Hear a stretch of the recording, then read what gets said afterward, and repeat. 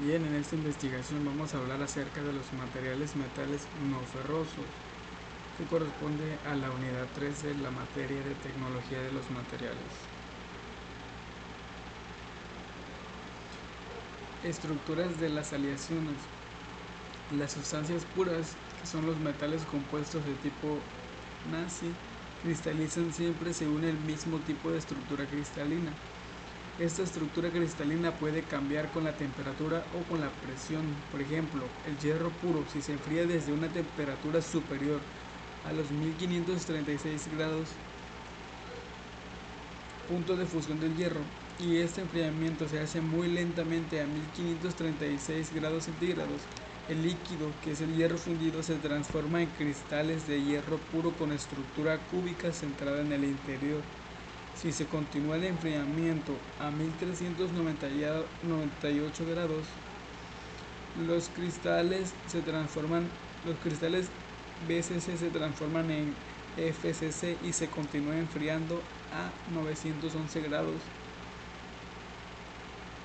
El FCC se transforma en BCC nuevamente. Este fenómeno, según el cual por variación de temperatura puede cambiar la estructura de la sustancia, se conoce como alotropía, y cada uno de los estados o estructuras cristalinas se conocen como estados alotrópicos de dicha sustancia. Este fenómeno se conoce también como polimorfa.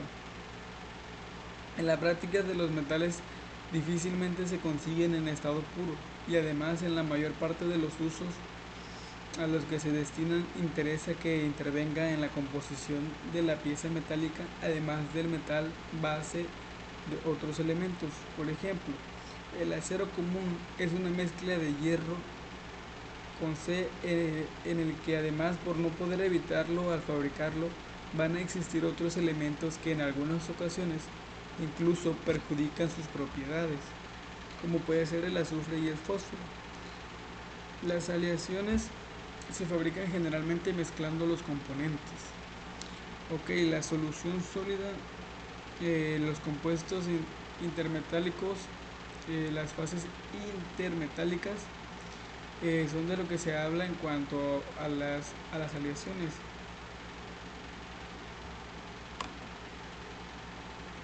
El diagrama de fase tipo 1, que son dos metales completamente solubles en el estado líquido y sólido. Los diagramas de equilibrio son una herramienta de gran utilidad en el campo de ingeniería en áreas como tratamientos térmicos, fundiciones, formado en caliente, soldaduras, etc. Existen diferentes tipos de diagramas de equilibrio. Por ejemplo, los diagramas mamarios, binarios y trimarios. Sin embargo, en esta ocasión solo nos enfocaremos en los diagramas binarios. Vamos a hablar acerca del cobre y el níquel, que es un ejemplo importante de un sistema isomorfo de aleación binaria en el sistema del cobre y el níquel. El cobre y el níquel tienen una solubilidad total tanto en estado líquido como sólido.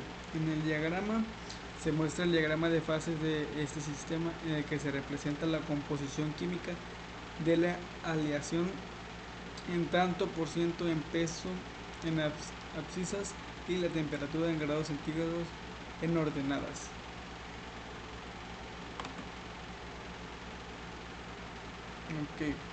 Se ha determinado bajo condiciones de enfriamiento lento y a presión atmosférica, y no tienen aplicación para aleaciones que sufren un proceso de enfriamiento rápido. El área sobre la línea superior del diagrama, línea de líquidos, corresponde a la región en la que la aleación se mantiene en fase líquida. El área por debajo de la línea inferior, líneas sólidas, representa la región de estabilidad para la fase sólida.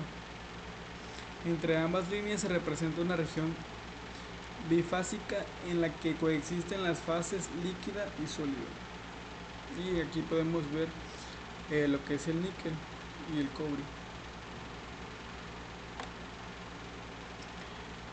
Los diagramas de fases de tipo eutéctico, que son dos metales completamente solubles en estado líquido, tienen algunas características especiales. En primer lugar, pues aparecen tres regiones monofásicas, A, B y líquido.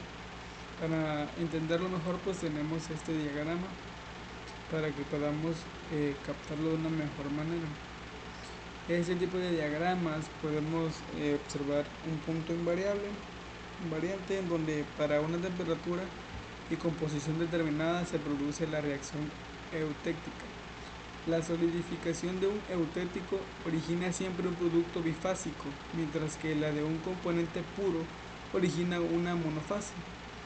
El estudio del eutéctico puede resultar complicado al principio, por lo que vamos a estudiar el desarrollo microestructural.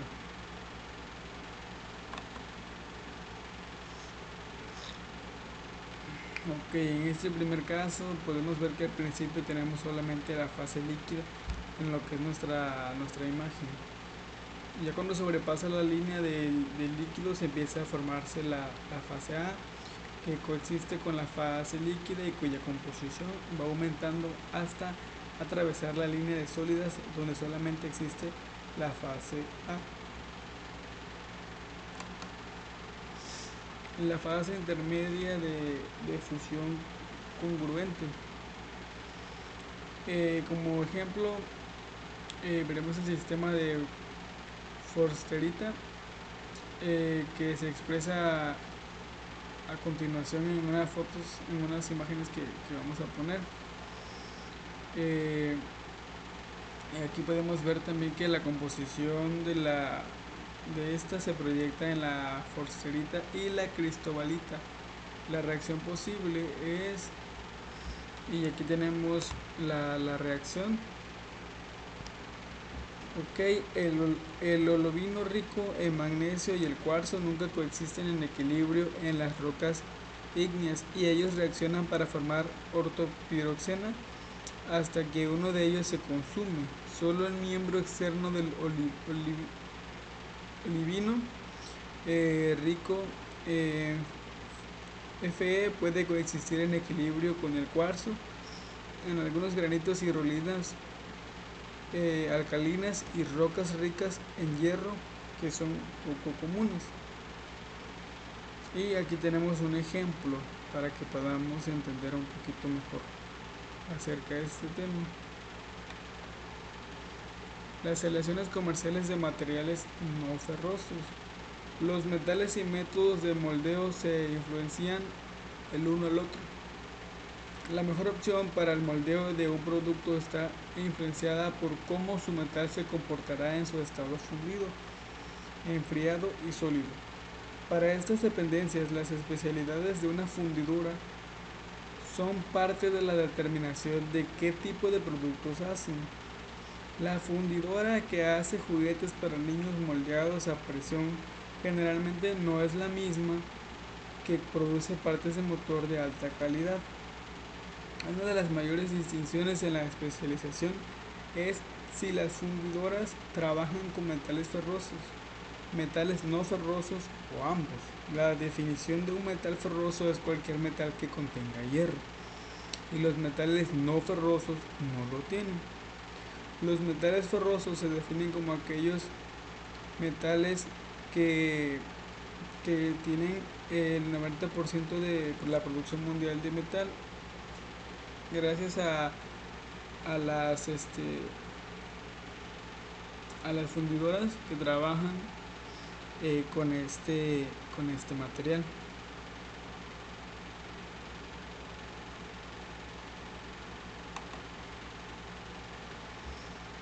Ok, los aspectos distintivos del hierro pueden ser cambiados en la aleación, la cual mezcla el hierro con otros elementos. Esto siempre va a depender de para qué se estén utilizando o cuál es el propósito de esa composición, qué tan resistente se quiere o se necesita. Bien, los hierros fundidos son una categoría de aleaciones de hierro con contenido de carbono mayor al 2%. Ellos son hierros relativamente baratos y densos. Cuando son calentados y fundidos, tienen mucha mayor fluidez a menores temperaturas que el acero. Esto significa que pueden fluir hacia adentro y llenar las partes de un molde. complejos y con mayor eficiencia. Los hierros fundidos también se encogen a la mitad de la tasa del acero mientras se enfrían. Los hierros fundidos básicos tienen buenas propiedades de compresión, pero son frágiles. Se quebrarán antes de doblarse o distorsionarse. Esta vulnerabilidad puede significar que los grados frágiles del hierro cambien. Y bien, hasta aquí tenemos lo que es la investigación de la unidad.